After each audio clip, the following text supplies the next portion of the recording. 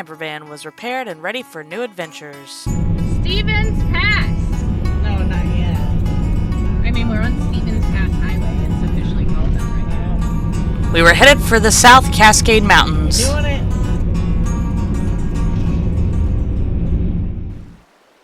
It got super cold and snowy as we climbed in elevation. And for a born and raised Texan, the driving was more than interesting enough. Look at this, baby. There's the ski resort. Beautiful. We approached our destination of the faux Bavarian village of Leavenworth, Washington. Hands up if you're here in Leavenworth Village. We want to see Christmas lights. And with all the Christmas lights came even more traffic lights. We arrived at the KOA Campground at dark, just in time to find one more electric issue with the van before finally settling in. We awoke to a beautifully snowed-in campsite surrounded by tall, majestic trees. Of course our snow doggies had to check it out. What are you doing? Even Ella got in on the action.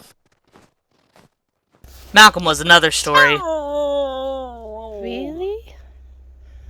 Later we got the dogs warm and cozy inside, so we could fulfill a very un-Texan lifelong dream of snowmobiling. There was even a horse-drawn sleigh ride for the less daring. We got our gear on and loaded up onto the machine. We were ready. Okay, got it. The instructors were super helpful and confidently led the way into the forest. We started off going pretty slow and then picked up speed to about an average of 13 miles an hour. This zigging and zagging through the trees was my favorite part, even though it was super scary. Shout out to my wife Lori for leaning really good so we didn't flip over. Soon we made it to a mountain viewpoint.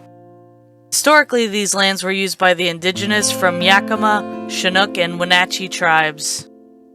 Navigating the forest by snowmobile today pales in comparison to what it must have been like traversing through this rough terrain long ago. After hitting my top speed of 21 on the straightaway, we headed back. Though very different and more challenging than jet skiing, I still highly recommend snowmobiling to any Texan. After, we headed to town for our dinner reservation and the holiday lights did not disappoint. We slowly trudged through the deep snow on foot, stopping to admire the lights on our way.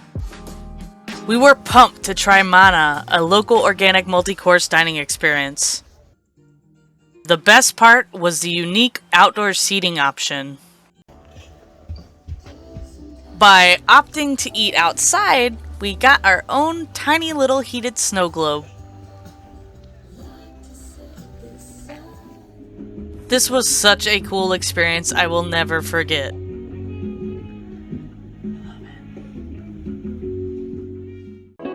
On the menu was a total of 5 courses, which they altered slightly to accommodate for Lori's allergy.